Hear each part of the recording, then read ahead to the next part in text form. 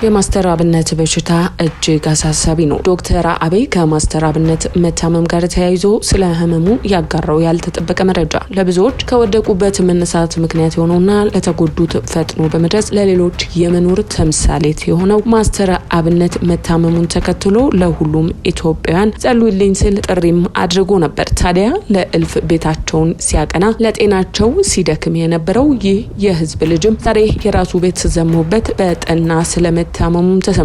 በቅርብ የመንታ ልጆች አባት የሆነው የደግ ልብ ባለቤቱ ማስተር አብነት ጋርም ተያይዞ የቅርብ ወዳጁ የሆነው ዶክተር አብይ ስለ ማስተር አብነት ያልተጠበቀ መረጃን አጋርቷል። ዶክተር አብይ ስለ ማስተር አብነት ምን አለ? በዝርዝር ታደምጡታላችሁ።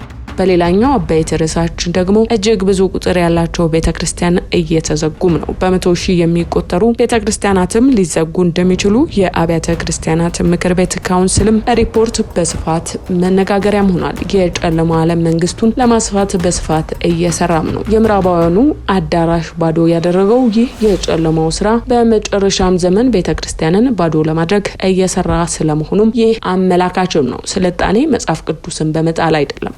የጨለማው መንግስት ትውልድ ላይም ጨለምተኝነትን እየዘራ ነው። ሁሉም ሊነቃ ይገባል። ከቤተ ክርስቲያናት መዘጋት ጋር ተያይዞ የደረሰ መረጃም አለን። እኛም በዝርዝር ተመልክተነዋል። በስፋትም እናደርሳችኋለን።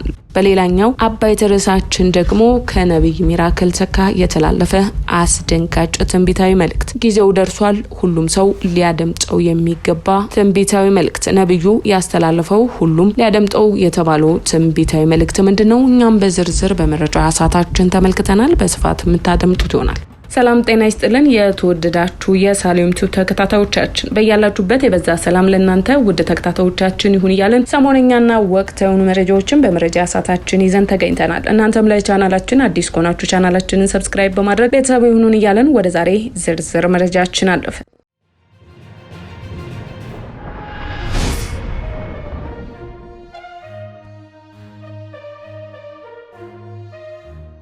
ወደ ዛሬ ዝርዝር መረጃችን ስናልፍ ዶክተር አብይ ታደሰ ስለ ማስተር አብነት ህመም ተናግሯል። የማስተር አብነት ህመም አሳሳቢ ነው ሲል ብዙ ሰው ጠይቆኛል። ስለ ማስተር አብነት ህመሙንም ባውቀው በዚህ ሰዓት መናገር እንደሌለብኝ ለሚጠይቁኝ መልሻለሁም ሲል አጋርቷል። ህመሙ እጅግ ፈጣን የሆነ ሕክምና ይፈልጋል። ስለዚህ ከወዳጆቹ አድናቂዎቹ የሚጠበቀው ነገ ዛሬ ሳይል እንዲታከም ጫና ማድረግ ነው ሲልም አስተላልፏል። ዶክተር አብይ አክሎም ማስተር አብነት ባድ ስቃይ ውስጥ እንዳለ ተናግሮ ወንድማችንን እንዳናጣው ቅድሚያ ለጤናው እንዲሰጥ ጫና እናድርስበት አደራ ሲልም ተናግሯል። ታዲያ የማስተር አብነት መታመም ጋር ተያይዞ የጤናው ሁኔታ እጅግ አሳሳቢ እንደሆነ እየተነገረም ይገኛል። ወደ ሌላኛው መረጃችን ስናልፍ በዚህ የፍጻሜው ዘመን ላይ ዲያብሎስ ከምንጊዜውም በላይ የእግዚአብሔርን ቤተክርስቲያን ሩጫዋን ለመግታት በከፍተኛ ጽድፊያ ላይ ይገኛል። ታዲያ በገጠሪቱ አሜሪካ በሚገኙ ከተሞች የሚገኙ አብያተ ክርስቲያናት የአምልኮ ስፍራ የነዋሪዎቹ የልብ ትርታ ነው ቢባል ማጋነን አይደለም። ነገር ግን በሀገር አቀፍ ደረጃ በሺዎች አጥቢያዎች በሚሆኑበት ጊዜ ጥንካሬያቸው እየከሰመ መምጣቱ ከፍተኛ ጥያቄንም ፈጥሯል። አሁን ላይ ጥናቶቹ እንደሚያሳዩት ከሆነ በሀገር አቀፍ ደረጃ 15,000 የሚደርሱ አብያተ ክርስቲያናት በዚህ ዓመት ብቻ ሊዘጉ ይችላሉም ተብሏል። የብሔራዊ አብያተ ክርስቲያናት ምክር ቤት እንዳሳወቀው በሚቀጥሉት ዓመታት ከ100,000 በላይም አብያተ ክርስቲያናት ሊዘጉ እንደሚችሉም ተገምቷል። በጌት ካውንቲ ሰሜን ካሮሊና ውስጥ በርካታ አብያተ ክርስቲያናት በራቸውን ከርችመዋል። ይሁን እንጂ በዚህ ሁሉ ውስጥም ሺዎች ኦና ሆነው እየተከረቸሙ ባሉበት ሰዓት በተለይም ጥቂቶች ቤተ ክርስቲያናትና አንዲት አጥቢያ መንፈሳዊ መነቃቃት በጉባኤ መሃል በመቀስቀሱ ምክንያት በሯን በሰፊው ወለል አድርጋ እየከፈተችም ይመስላል። ምናልባትም በዚህች ቤተክርስቲያን የተቀሰቀሰው ወላፈን ለሌሎቹ መነሳሳትና መነቃቃት ይሆናል ተብሎም ተስፋ ተጥሎበታል። ከዚህ ቀደም አሁን ካለው አገዛዝ በፊት የነበረው የዲሞክራቲክ ፓርቲ መመሪያ ከ3,000 በላይ አብያተ ክርስቲያናት በበጀት ጉድለት የተነሳ አቅማቸው በመመናመኑ መዘጋታቸውም ተነግሮ ነበር። የመጨረሻ ፍልሚያ የጨለማው መንግስት የቤተ ክርስቲያንን ህልውና በምድር ላይ አለማየት እንደሆነም ይታወቃል። በአሜሪካ ግዛቶች እየሆነ ያለው ይህም ነው ሲል ሁሉም ሊነቃ እንደሚገባ መልእክቶችም ተላልፈዋል። በመጨረሻም ወደ ያዝንላችሁ መረጃችን ስናልፍ በስፋት በሀገራችን ተነስተው እያገለገሉ ካሉ ነቢያቶች መካከል የሚጠቀሰው ነቢይ ሚራክል ተካ ሁሉም ሰው ሊሰማው ይገባል ሲል መልእክቱን አስተላልፏል። ይህ ሁሉም ሊያደምጠው ይገባል የተባለውና በነቢዩ ሚራክል ተካ የተላለፈው መልእክት ምንድነው? ተከታትለን እንመለስ። ላስፈራራችሁ ኦር የሆነ ነገር ልላችሁ አይደለም የመጣሁት። ፍሪጁስ ምግብን ለማቆየት እሱ ብቻ ሳይሆን የታሸጉ ምግቦችን ለማቆየት የሚጠቀሙት ፕላሴንታ ነው፣ የሰው ብለድ ነው። ብለድ የኖህ ዘመን ልጆቻችሁን የልጆች ፊልም ስታሳዩቸው ልጆቻችሁን ደም መጠጣት ነው በፊልሞቻቸው ውስጥ የሚያስተምሯቸው። የምናፍቀው ተስፋችን ኢየሱስ እጅግ በጣም ሊመጣ ቅርብ ነው። ዛሬ የንስሐ ጊዜ ነው። ዛሬ ከእግዚአብሔር ጋር ለመታረቅ ጊዜው አሁን ነው። ጊዜው አሁን ነው። ራሳችሁን ለማየትም ጊዜው አሁን ነው። የምንጠብቀው ተስፋችን ኢየሱስ ይመጣል። የምንወደው ተስፋችን ይመጣብናል አይደለም፣ ይመጣልናል። የምንጠብቀው ያ ውዳችን ይመጣል። እሱ ሊመጣ በደጅ ነው። ያንድ ነቢይ ትልቁ ስራው ህዝብን ማንቃት ነው። ከተኛችሁበት ህዝብን ማንቃት ነው ያንድ ነቢይ ትልቁ ስራው። እንደ ፕሮፌት ዛሬ ላነቃችሁ ነው የምፈልገው። ሬዲዮ ነው። አጠገባችሁ ላለው ሰው ወንጌል መስክሩ። አጠገባችሁ ላለው ሰው ስለ ኢየሱስ አዳኝነት፣ ስለ ኢየሱስ ፍቅር፣ ኢየሱስ ከዘላለም ሞት እንደሚያስመልጣቸው፣ ከጥፋት ሁሉ እንደሚያስመልጣቸው ንገሯቸው። ስለ ኢየሱስ አውሯቸው። በሱ መምጣት ውስጥ ለነሱ ደስታ እንጂ ሀፍረት እንዳይሆንባቸው፣ በሱ መምጣት ውስጥ ተጠቃሚ እንዲሆኑ ንገሯቸው። ስለ ኢየሱስ አውሯቸው። ስለ ኢየሱስ አጫውቷቸው። ስለ ኢየሱስ ንገሯቸው። ኢየሱስ ይመጣል። ዛሬ የመጨረሻው ዘመን ይሆናል ትምህርታችን። ፕሮፌት ስለ መጨረሻው ዘመን ማውራት ምን አስፈለገ?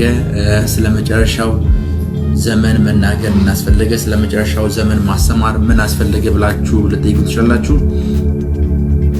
እግዚአብሔር ከጊዜ ውጭ የሆነ አምላክ ቢሆንም እግዚአብሔር የምንለው አምላካችን ኦር እግዚአብሔር ብለን የምንጠራው አምላካችን ከጊዜ ከሚባለው ዓለም ውጭ፣ ከአቆጣጠሮች፣ ከሰዓቶች፣ ከወራቶች፣ ከዓመታት ውጭ የሆነ አምላክ ቢሆንም እያንዳንዱን ነገር እዚህ ምድር ላይ ሲያደርግ በዘመንና በጊዜ ስለሆነ የሚያደርገው እግዚአብሔር የመጨረሻ ብሎ የሚጠራው ዘመን ላይ የሚያደርገውን ነገር የመጨረሻ ዘመን ተብሎ የሚጠራው ዘመን ላይ የሚሆነውን ነገር ነው ዛሬ ከእግዚአብሔር ቃል የምንማማረው። ክብር ለኢየሱስ ይሁን። መጨረሻው ዘመን ብለን ስናወራ እግዚአብሔር በዘመናት ውስጥ የሚሰራ አምላክ ቢሆንም፣ እግዚአብሔር በዘመናት ውስጥ ሐሳቡን እየገለጠ የሚናገር አምላክ ቢሆንም፣ እግዚአብሔር ብቻ ሳይሆን ሰይጣንም ልክ እንደዚሁ በየዘመናት ውስጥ ፕሮግራም ይዞ ነው የሚንቀሳቀሰው። የመጨረሻ ዘመን ብለን ስናወራ ትዝ የሚለን ጦርነት፣ ትዝ የሚለን መንግስት በመንግስት ላይ መነሳት፣ ትዝ የሚለን የኃጢአት መብዛትና መክፋት ቢሆንም መጨረሻው ዘመንን ሳስተምር ከመጽሐፍ ቅዱስ የምነሳበት ቃል ማቴዎስ ምዕራፍ 24 ላይ ይገኛል። ማቴዎስ ምዕራፍ 24 ላይ ክብር ለኢየሱስ ይሁን። ማቴዎስ ምዕራፍ 24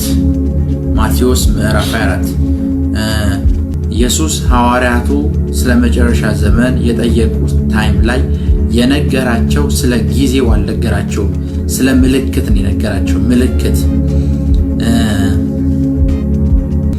የማቴዎስ ወንጌል ምዕራፍ 24 ቁጥር 3 ላይ ያለውን አንድ ጥቅስ እነሱ የጠየቁትን ነገር ልንገራችሁ።